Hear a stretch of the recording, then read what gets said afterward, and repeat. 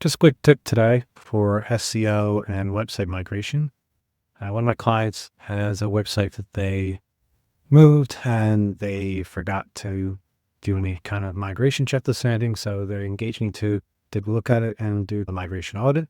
It reminded me of a wonderful tool that many marketers don't even know exists. And it's here in Google Search Console. I'm using an old domain, doesn't need much anymore to show you here, but what you do is you go into your Search Console and on the left side, go down to settings, and you'll see in this menu, change of address. So a couple things that we need to know before you try and do this. You need to be an owner of both sites. So the site that you're trying to migrate from and the site that you're migrating to, or the domain.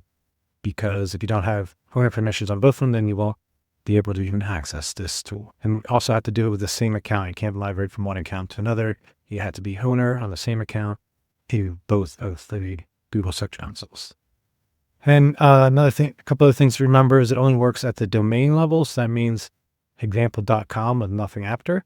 So it won't work at the path level. So if you have directories, so like example.com/SEO would not work. So it has to be, it only works at the base and the domain level. And it won't work for subdomains, including www. So that won't work as well. So again, just the domain level.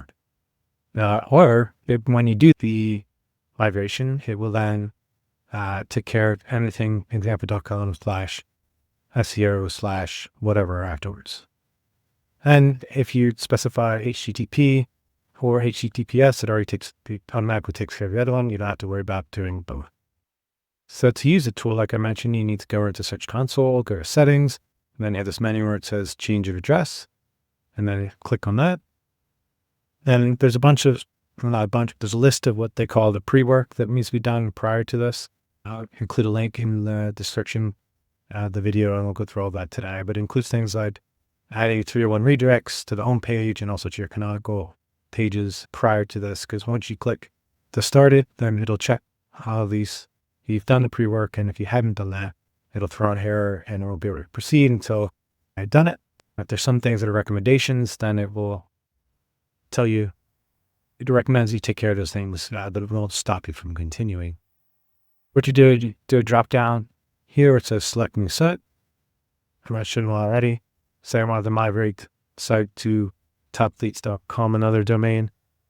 This is where it would show up. And like I said, you have to be the owner in both sides.